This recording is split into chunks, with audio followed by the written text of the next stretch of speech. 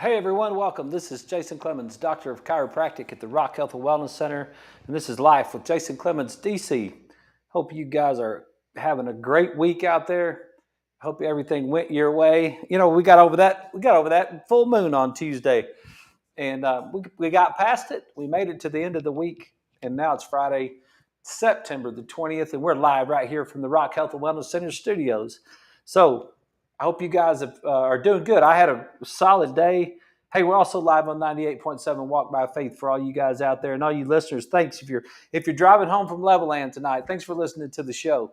Yeah, if you got any questions about anything, let me know.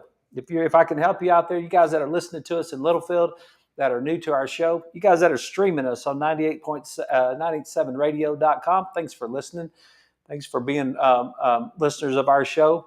You know, we've been at it now for almost 13 months, and we're starting to get some comments from people and some questions from people that are around. So I appreciate that. I hope you guys are getting something out of it, and I hope it's helping you, and I hope that you are getting healthier.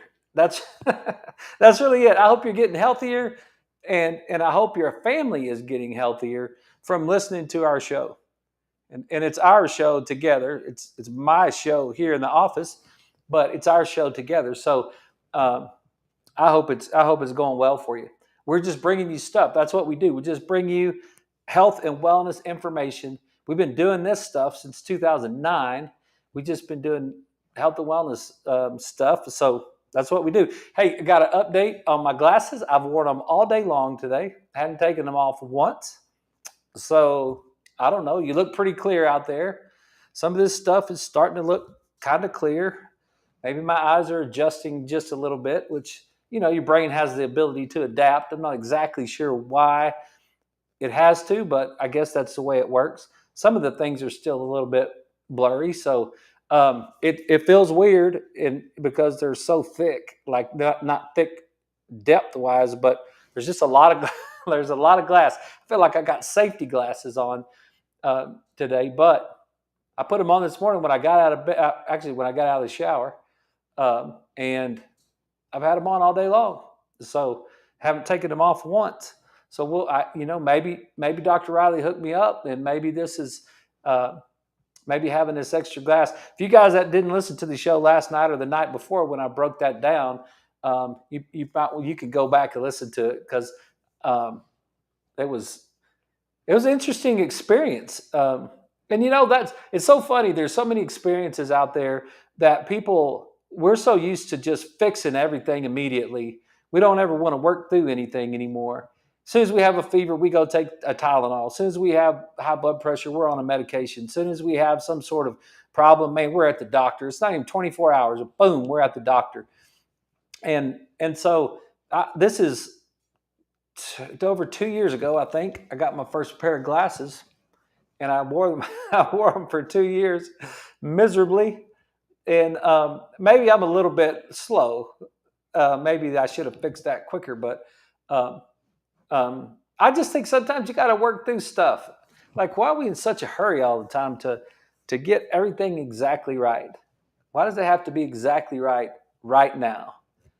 Right? I mean, why can't we just work through this? Like this show is an example. Just working through all this stuff. You know, what are we going to talk about tonight? How are we going to talk about it? What are we going to say? Are we going to repeat the same thing that we said before? There's a lot of that stuff that you just take some time to work through it. I'm a way better husband now after 31 years than I was in the beginning. So I've worked through that pretty good. I think I'm probably smarter as a dad.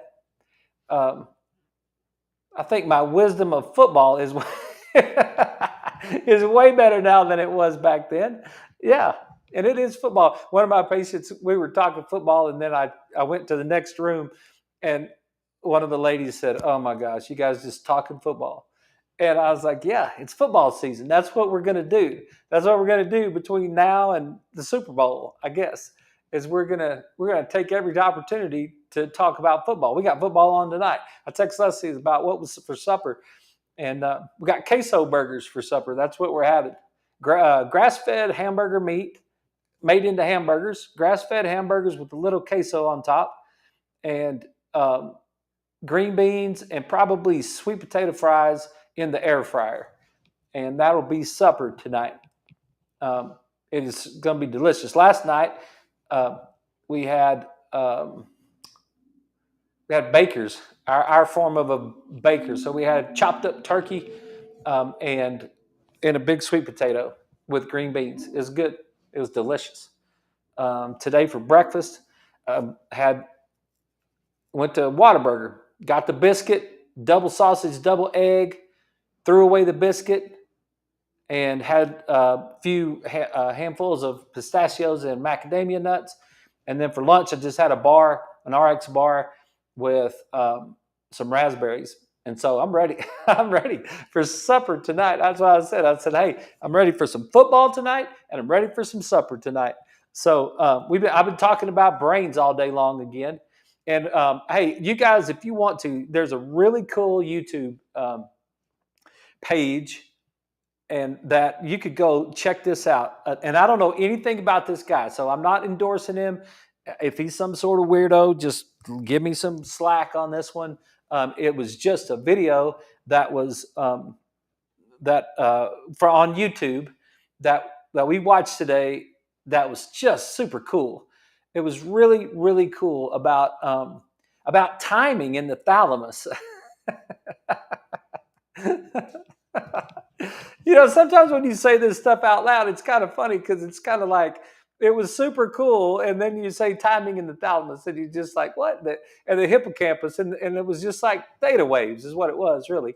It was theta waves because we're studying brains, and it was like, wow, it was just super cool. His name is Artem Kirsanov. Kirsanov. I've written it out here. Let me share it with you. I don't know really how you say that. I don't know how you say that first word. Artem Kirsanov, maybe. Young guy, but makes some great videos on YouTube. Super cool stuff. And this memory wave, that's the one we watched. It was called Memory Wave.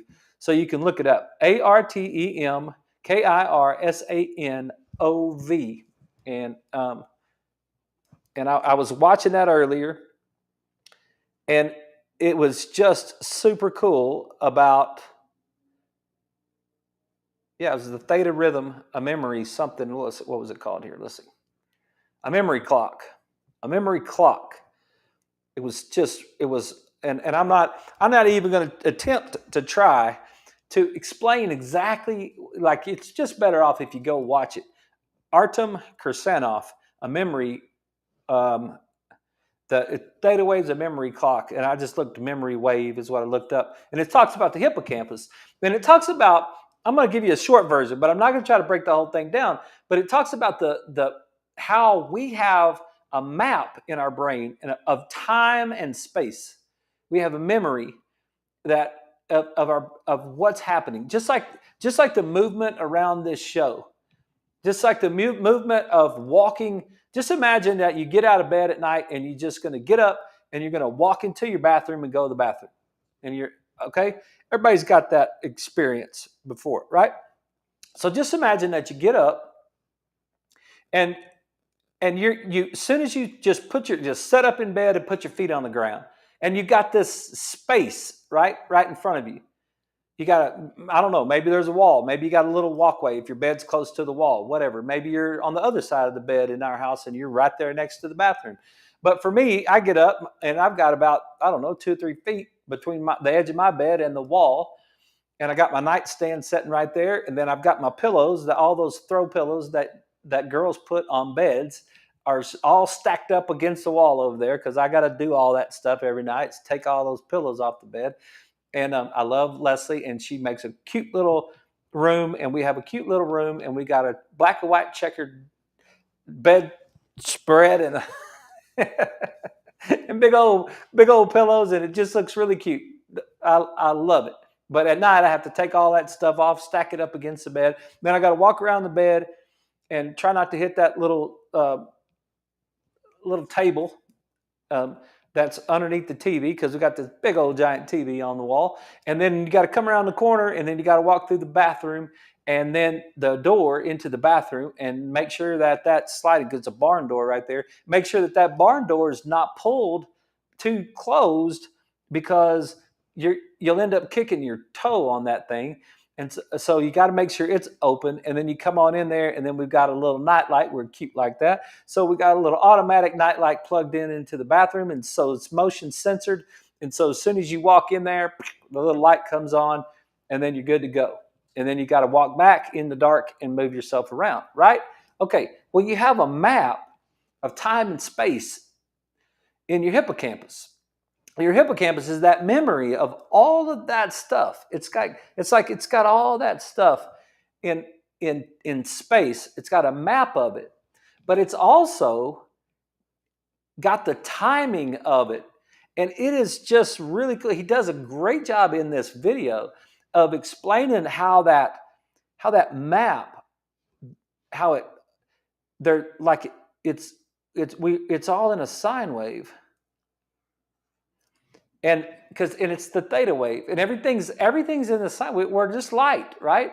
We're just light of the world. What is a subluxation? A subluxation is a state less than light. So we're light. How do we communicate with each other? We communicate inside of ourselves with light. We communicate through our brain and our spinal cord through electrical impulse, which is light, it's just the whole thing. We are the light of the world, right? So we have this one wave. And let me, don't pay any attention to that one. Let's just say we have this one wave, and then the next thing is we have the next wave, and then the next thing is we have the next wave. And so you have a map of setting up and putting your feet on the ground, but then you have a timing that goes with that. So when you actually set up out of bed and put your feet on the ground, your brain has a map of what that's supposed to look like, but it has a map of the timing of it as well. How long is it supposed to take to get your feet on the ground? And then how long is it supposed to take to stand up? And then how long for me I've got a map of that little 2 or 3 foot area between me and the wall, and all of those pillows stacked along the wall over there, and I have to try to maneuver myself through those pillows.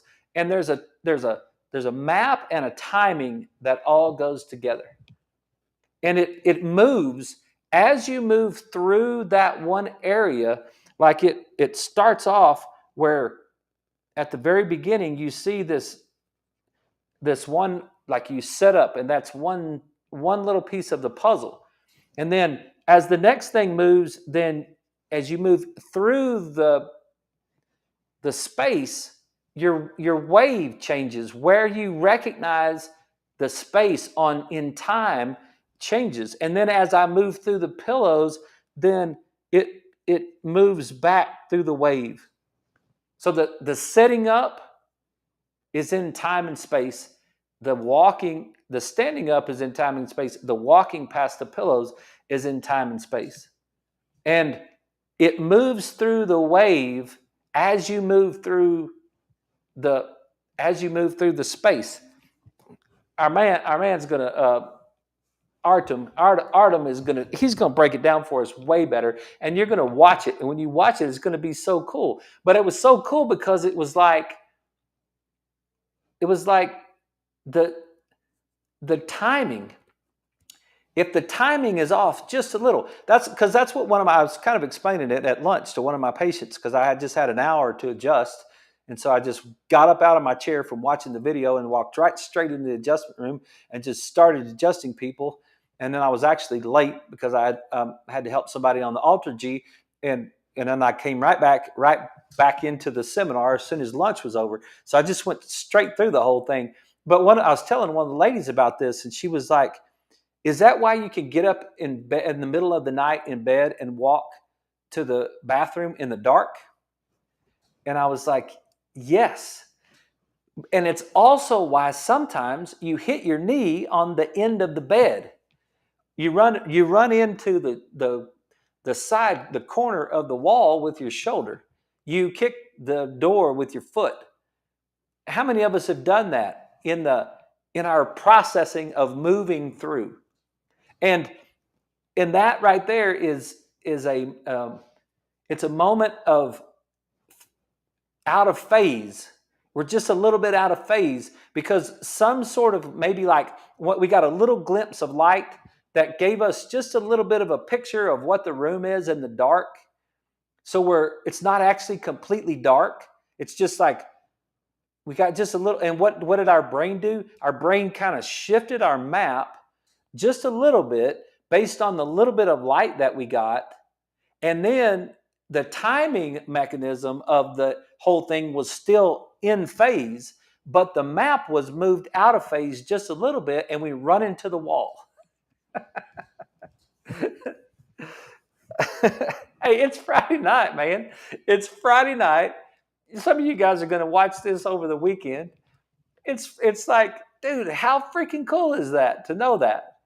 Like, think about that. Your physical map mechanism and your timing mechanism just got shifted. Like, instead of being just like right on top of each other, they just got shifted just a little bit. And your timing was off. And as soon as you hit the end of the bed with your knee, or as soon as you bump the wall with your shoulder, then your brain's like, oh crap, I'm off. And then it has to reset the map with the timing. Isn't that, I don't know. I just think that's awesome. I think it's just so cool, like how that. And when you see it in that, you'll watch some little mouse run around a maze or some sort of, I don't know, some sort of place that got this mouse in, and he kind of does a great job of explaining that how that whole thing goes together. And so she was like, wow, because she fell last night, right? She might be even listening to the show. We had this cool conversation. But one of the things that we were talking about was executive function over cerebellum function. And when the cerebellum's not working quite as good as it's supposed to, this is something we can get into. I'll come back to this other stuff. But this is something that you might think is really cool. Might be good to know. You have your brain, you have your cerebellum, and your cerebellum is balance, coordination, and posture. So think of it as like movement. You got to have that cerebellum in order to move function. You got to move properly. But then your prefrontal cortex and all of your upper brain and your frontal lobe and all this stuff that's up here at the top is your executive center. It's your boss. It's the boss that knows all the things. It just knows how to do the stuff. That's like the executive. It's the head honcho of the whole thing. Well, sometimes when you have a deficit in your cerebellum, then what happens is your cortex has to take over, and it has to do the job of the cerebellum. And so now the executive is having to do movement. And the executive is having to take care of the movement because the cerebellum is having a deficit for whatever reason. It's not functioning very well, or the pathways from the cerebellum are not functioning very well. So now what happens is that executive center has to take over. And when the executive center takes over, it now no longer can do what its normal job is. So your frontal lobe is having to take over for walking and moving and balancing and coordination and posture and all that sort of thing. And you lose some executive function. And so what happens is you start thinking about something. Now, if somebody asks you a question coming in from the side, if they ask you a question, or in this lady's case, and she thought it was funny too, but she said, I fell last night, but I'm going to blame it on you. And I was like, okay. You remember, she said, because I was listening to your show while I was cooking supper, and I turned and I lost my balance and I fell. And I was like, oh, heck, that's not good. And this is exactly what happened. She was listening to the show, so she engaged her prefrontal cortex, and she was in executive mode, trying to decide if any of this stuff that I'm saying makes any sense, and how can she apply it to her life, and what's she going to do with it, and is it going to make her better, and all this sort of thing. And so her executive center got caught up in thinking about things, and then she tried to move, and then the deficit of the cerebellum showed up, and she lost her balance. And it was like, and so the coaching point to that was, hey, listen, right now, until we could get you back to get your cerebellum working better and get your feet talking to your brain and all those things that we're needing to happen right now, when you get ready to move, focus on moving. Don't focus on thinking. Don't focus on talking. Don't focus on, I said, hey, walk down the hall and count backwards from 100 by 3. And she immediately stopped and was like, oh, no. And then, yes, because that's what happened, right? As soon as she started thinking about having to count backwards from 100 by 3, then her movement patterns started to stop. And that was, so that's what we're working on with her. And then we got to talking about the whole mapping in the bathroom and going to in the phase and all that stuff. And so it was fun. It was a fun day. It was a fun day learning some of this stuff. It was a fun day listening to this guy. He's got a bunch of videos. I hadn't even checked them all out yet. But you might like them. Theta Rhythm, a memory clock from our man Artem, Artem Kirsanov, Kirsanov on YouTube. That's all I got for you on that. One of my people said today that their sister is having to have a triple bypass. And so we started talking about that, about what's going on. And she said she didn't have any symptoms. She didn't have any idea what was going on. It was just all of a sudden, bam, she's having a triple bypass. And I was like, you know what? We talk about that all the time on this show. The absence of symptoms does not mean you're healthy. The absence of symptoms is a poor way to decide whether or not you're healthy. Eat well, move well, think well, and make sure that you know your levels, you know your numbers, you know those sort of things. Getting your blood work done, I think, is a good idea. And having a cardiologist, I think, is a good idea. I think we all ought to, everybody over 50 years old ought to probably at least have a cardiologist, me included. I'll see if I can get that done and get established with a cardiologist, because that's probably a good idea. And you don't have to get into medicine and all that stuff, but you do have to kind of think it's a good idea. But I just wanted to bring that up because she didn't know she was going to have a triple bypass. She didn't have the symptoms, and then all of a sudden it was on her. So we take these things for granted. We just cruise along and take these things for granted, and then all of a sudden it shows up at our doorstep. And what do we talk about all the time on this show? You have to be as healthy as whatever you're going to face today. That's how much health you need.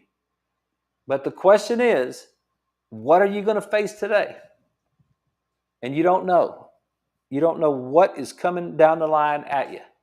And so those are the things that we want to try to make sure that we're as healthy as we can possibly be, so that we can handle as many of those things that will be coming at us.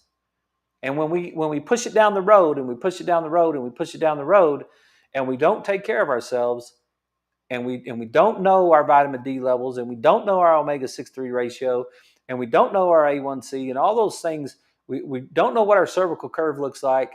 All of those things start to add up on us, and then all of a sudden, we really have to start to deal with something that's overwhelming. Chronic disease is not genetic. Chronic disease is environmental. Chronic disease is epigenetic. And if you're and one of the things that she said, I wrote it down, and that's what I had on my note here, was that, I know this. She was under stress. She was under stress for a long time. for many years. She lived under high amounts of stress. And how many of us know somebody like that? How many of us know somebody that's been under lots of stress that ends up getting sick with some sort of chronic problem? Right? There's a way that works. And I think that's super common. I think all of us know somebody.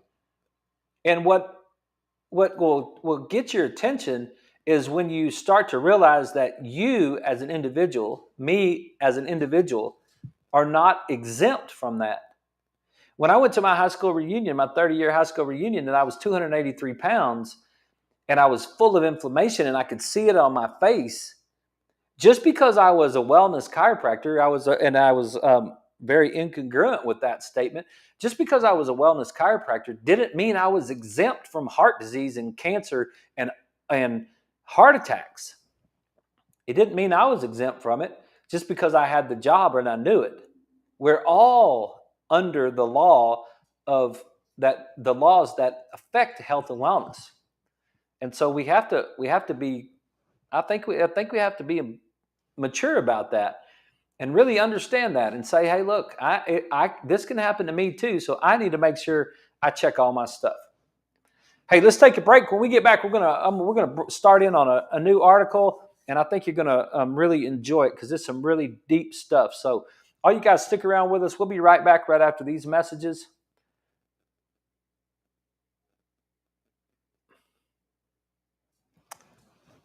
There you go.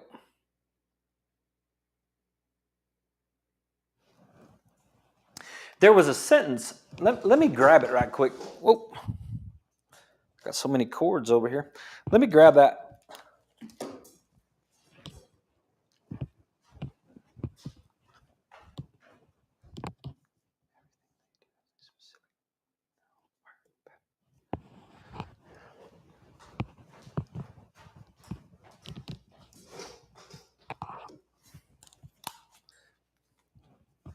Yeah, everything that we do, what the sentence that I wrote down is everything that we do has a specific neuronal firing pattern. Everything that we do has a firing pattern of the nervous system. That's what we talked. That was the sentence that came across today when we were working on all this brain stuff, and right after we watched that video. It was just like everything that we do has a specific nervous system pattern or pathway. Think about that for a second. Like when I digest these queso burgers here in a little bit, there's a neurological pathway. There's a neuronal pathway that's involved in that. When I decide to sit down and watch Nebraska and Illinois here in a little bit, there is a pathway that goes along. This walking through my house. There's a pathway that goes along with that. Talking to Leslie, talking to Caitlin. We probably need to check on Jacob, see what's going on with him. Like everything that is happening has a nervous system component to it. If every single thing in your entire life has a nervous system component to it, wouldn't it make sense to take care of your nervous system? Like to at least know about your nervous system. Like to know if your nervous system is functioning properly or not.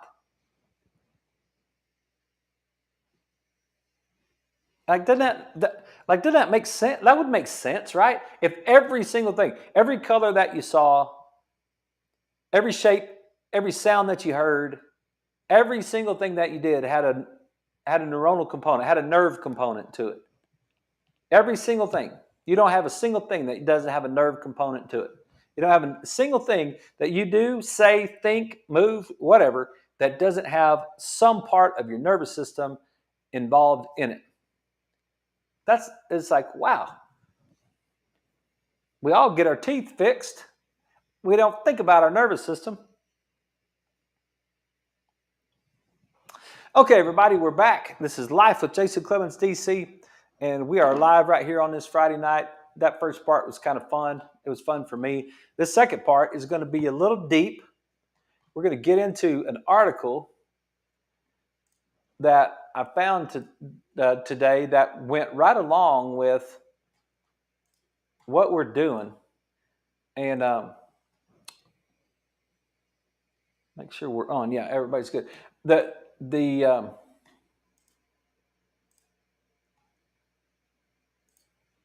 make sure I can share it with you. Yeah. So, we talked a lot that earlier in the week about um, we talked about the brachial plexus, and we talked about the the damaging effects of whiplash down the road.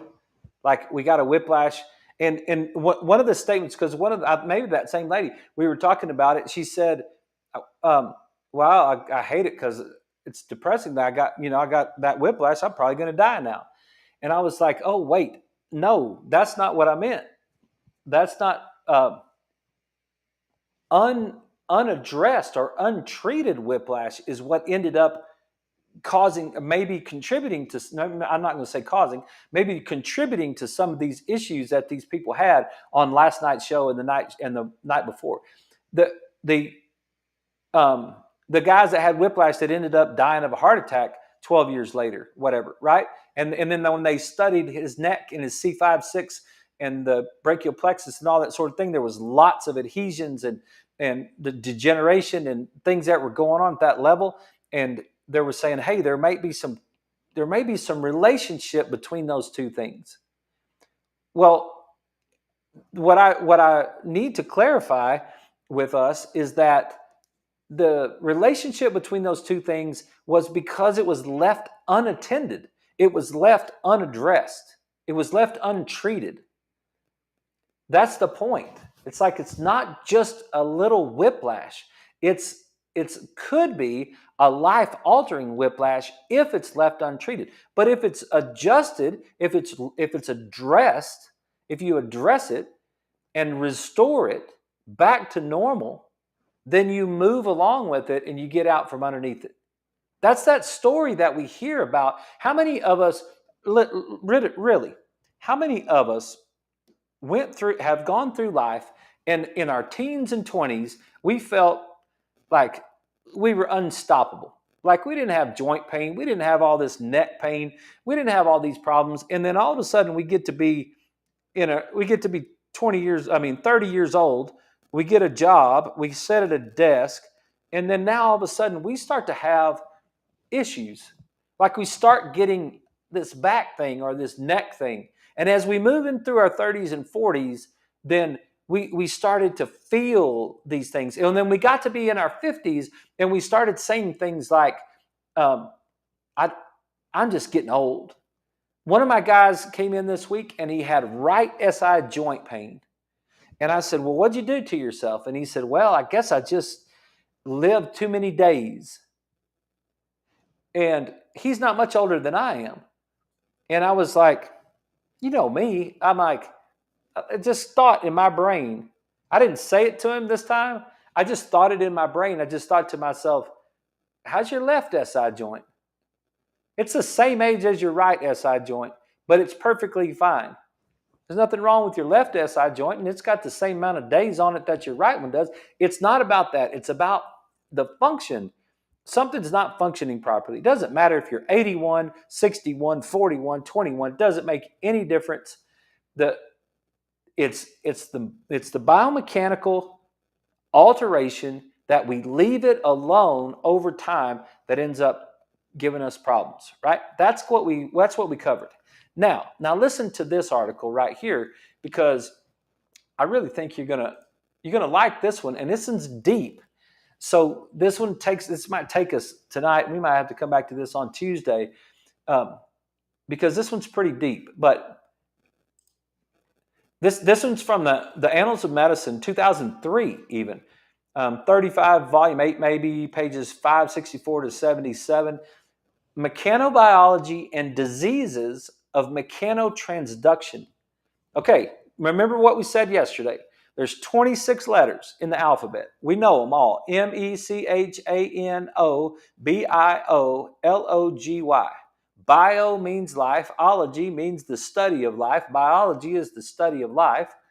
Mechano means movement, mechanics, right? It's a mechanics thing. It's like, how does it actually move? Gears and such like that, right? Mechanobiology. So what does that mean? It means the mechanics of life, the study of the mechanics of life. That's what mechanobiology means. Just because they go to Harvard, and this is exactly where this came from. It came from Donald Ingber, MD, PhD, from the Vascular Biology Program, Department of Surgery and Pathology, Children's Hospital, Harvard Medical School. When we're talking to each other, we talk about this stuff in these bigger words, but it doesn't mean anything. It just means mechanobiology means the study of the mechanics of life. Okay, so we're gonna tie that together with diseases of mechanotransduction. Okay, mechano is the same thing. It's the mechanisms, it's the pressures, it's the physical part of life, the physical part of transduction, the way our tissues communicate with each other, the way energy is sent from one tissue to the next. That's what this is right here, and that's what this is about. And it's really a deep article. So I'm just going to try to take it slow so that we stay with it and everything. But it starts off right here. It says the current focus of medicine on molecular genetics ignores the physical basis of disease, even though many of the problems that lead to pain and morbidity and bring patients to the doctor's office result from changes in tissue structure or mechanics. That right there is the epitome of epigenetics. Like that sentence, it was so eloquently put right there. It doesn't matter how much study is done, how much they study genetics, and it's real life stuff, because that was just what my girl said to me today, and she's my oldest patient in my practice. I think I've taken care of her since 2008 or 7. I can't. No. 6, probably. She's my oldest patient in my practice. And she said to me, what does this mean for me? My sister has to have a triple bypass. My dad had cardiovascular disease. What does this mean for me? I said, nothing. What do you mean, what does it mean for you? Well, what about genetics? Yeah, what about genetics? You can study that all day long, but it's the environment upon the genetics. Remember that it's the epigenetics. The current focus of medicine on molecular genetics ignores the physical basis of disease, even though many of the problems that lead to pain and morbidity, death, and bring patients to the doctor's office result from changes in tissue structure of mechanics.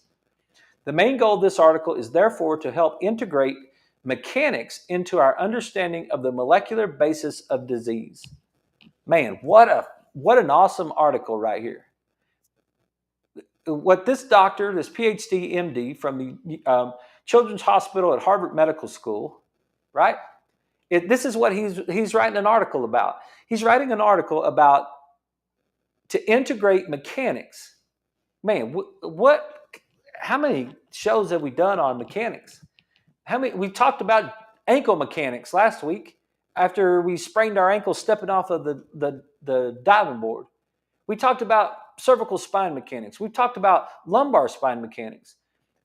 It's like we've talked about cell-to-cell mechanics, right? Recent insights into cellular mechanotransduction, which means the molecular mechanism by which cells sense and respond to mechanical stress.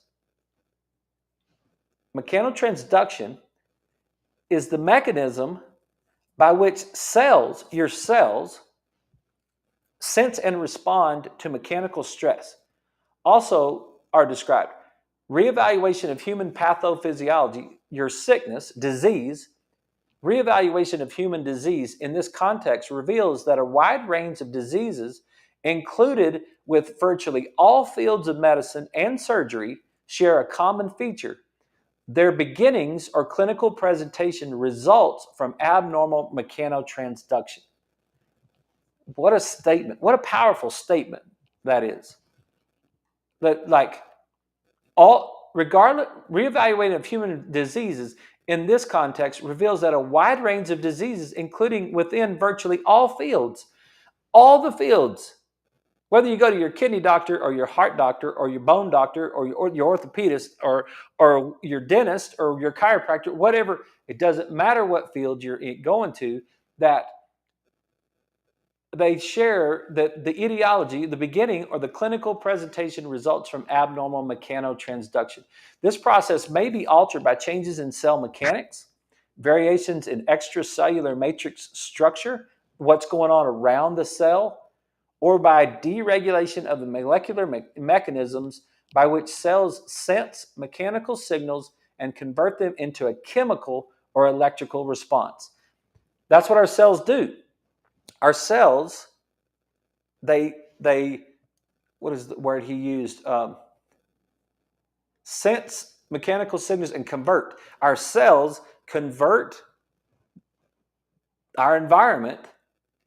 Our cells convert our environment into electrical and chemical responses, into protein responses. The proteins on the cell wall that we talked about a couple weeks ago with epigenetics, when we said, hey, listen, those cells are responding to the environment. And what does that mean? Like, Doc, what does that mean? The cells are responding to the environment. The cells are responding to the amount of alcohol in the liver. The liver cells are responding to the amount of alcohol in the liver. The liver cells are responding to the amount of fructose in the liver. The liver cells are responding to the levels of fatty acids. The cells in the body are responding to what's the environment, right? This is great. The process may be altered. Yeah, that's it.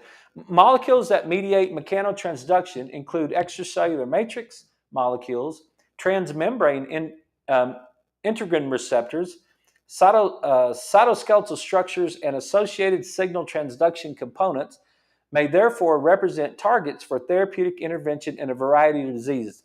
There you go. There's the medical model that just jumps into every single thing. Therefore represents targets for therapeutic interventions in a variety of diseases.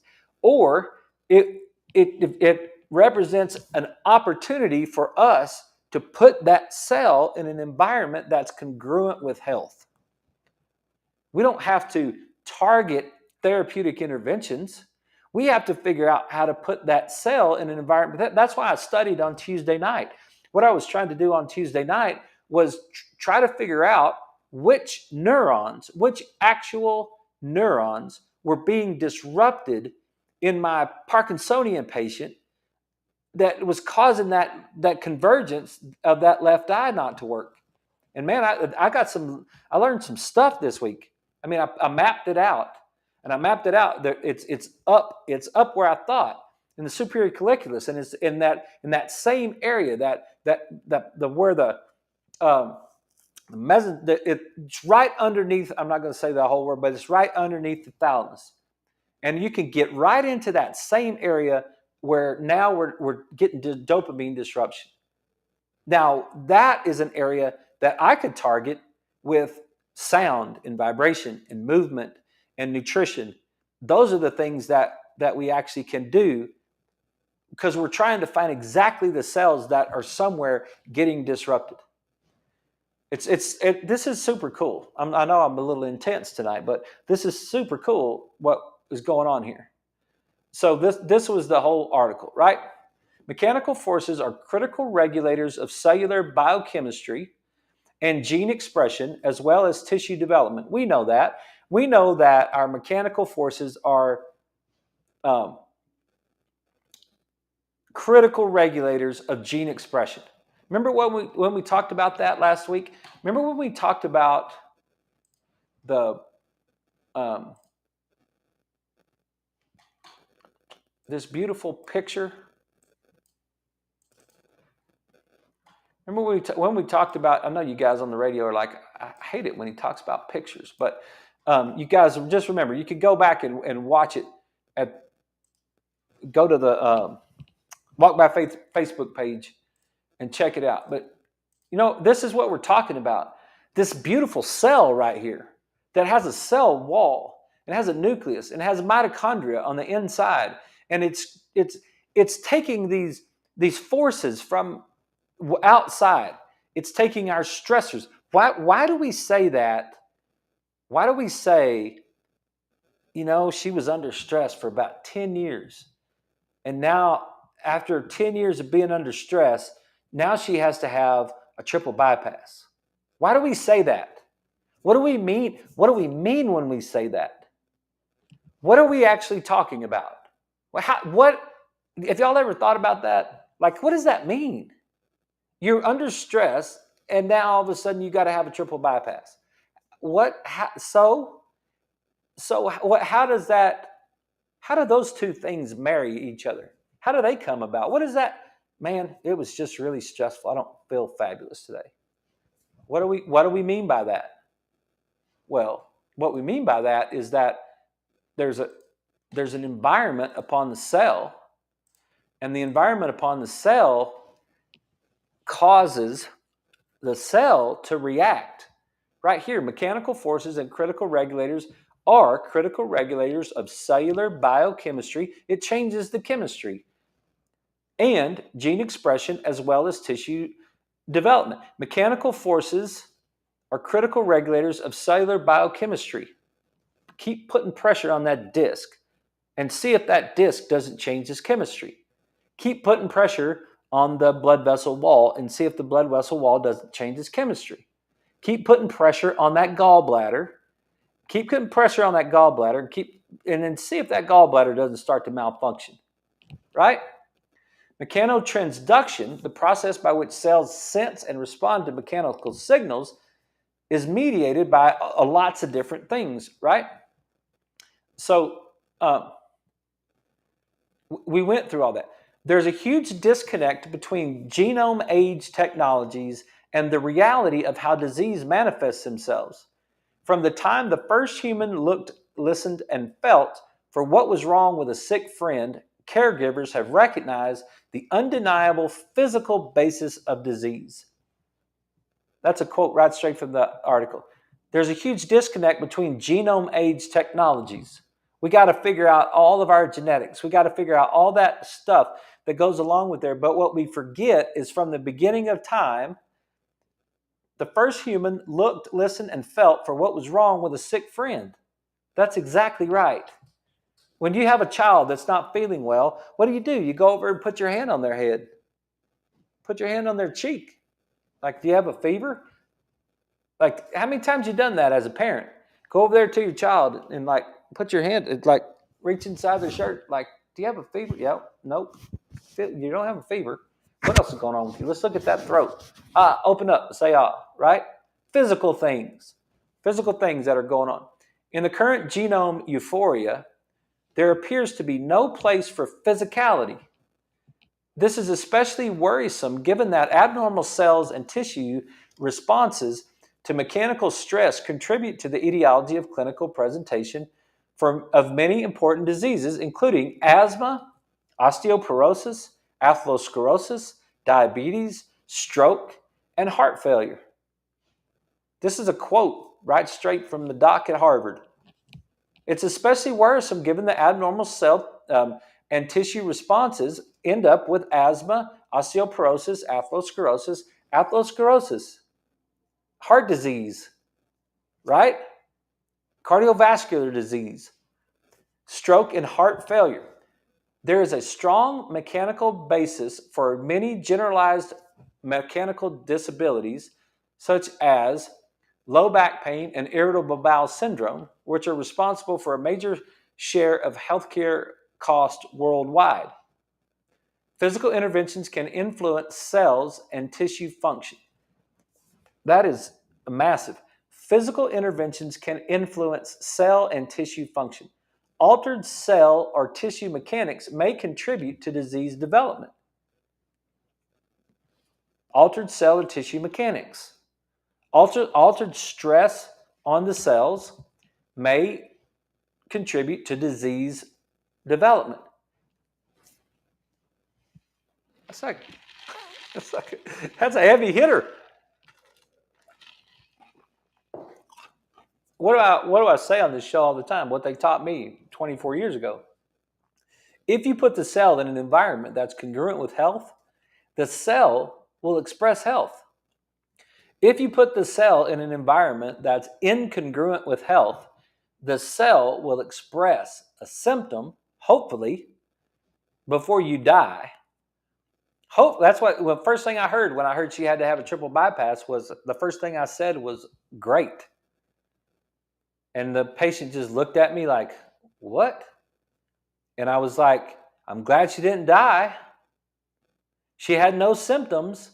50%, what do they say? 50% of the people that die from a heart attack, death is their first symptom. I'm glad she didn't die.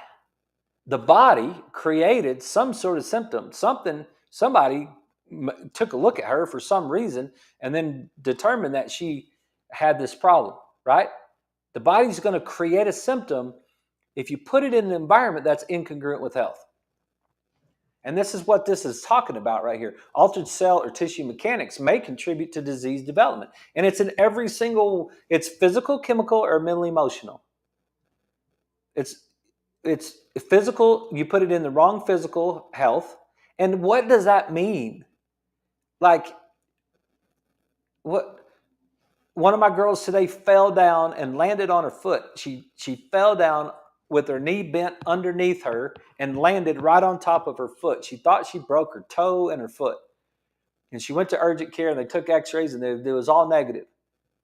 Like, that's a physical trauma, right? It's a physical stress. What else are physical stresses? Rolling your ankle in a basketball game. What else is physical stress? The bed we sleep in, the chair you're sitting in right now, the truck you're driving right now, the shoes you're wearing right now, the stool you're sitting on while you're doing a radio show right now. Those are all physical stresses that have an implication in the cell response that could contribute to disease.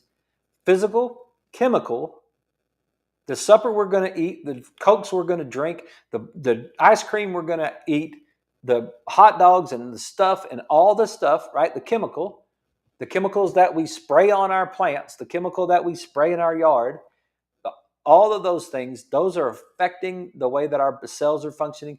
And the mental emotional stress, that mental emotional firing pattern, because there's not a single thing we can do as a human being on earth that doesn't have a neuronal component. There's nothing we can do. You can't even have a thought. Think about that.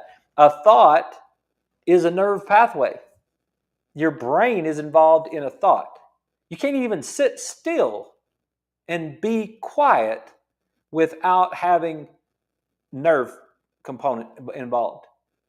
So the mental emotional stresses that we have they influence the cells of our nervous system. Yeah. Here's a quote right here. In biology and medicine, we tend to focus on the importance of genes and chemical factors for control of tissue physiology and the development of disease, whereas we commonly ignore physical factors. Yeah, because I didn't get a headache because of the lack of Tylenol in my bloodstream. I didn't get acid reflux because of the lack of Rolaids. I didn't get arthritis pain because of the lack of Celebrex. I didn't get high blood pressure because of the lack of blood pressure medication. Right? That's what he's saying right there. We tend to focus, this is a quote, we tend to focus on the importance of genes and chemical factors for controlling tissue physiology, but we forget about and ignore physical factors like the subluxation, like movement, right? This is interesting because it was commonly known at the turn of the last century that mechanical forces are critical regulators in biology. How we move is a critical regulator in our biology. Because of the recent advances in molecular basis of disease, there has been a loss of interest in mechanics. There's been a loss of interest in mechanics. Not in all offices, not everywhere. Not everywhere has there been a loss of interest in mechanics. And this is 2003, so it's 20 years ago. So now it's like, here they come back. Now they're starting to get it. It's like, man, we got to get America healthy again. I saw a cap that I could get make America healthy again. And they had it in orange letters, Lewis. Did you hear that? I was like, I can't buy that cap. It was pretty cool. It was a camouflage cap that said, make America healthy again. And then they wrote them in orange letters. And I'm like, no, I'm not buying that. You should have put it in red letters. Then I'd have bought it. Hey, I'm just gonna stop right here. We only got to page 2, and there's like a bunch of pages in it. There's like 8 pages of this. But I'm gonna stop right here, let you guys have your weekend. I hope you guys learned something from that. I hope it was helpful. If there's anything we can do to help you, please let me know. And I'm going to go home and watch some football and eat some queso burgers tonight. So you guys have a great night, and we will talk to you. We'll talk to you on Monday. Hopefully we'll take health to church on Monday night, and then we'll get back to doing all this on Tuesday. So probably this article right here will probably carry over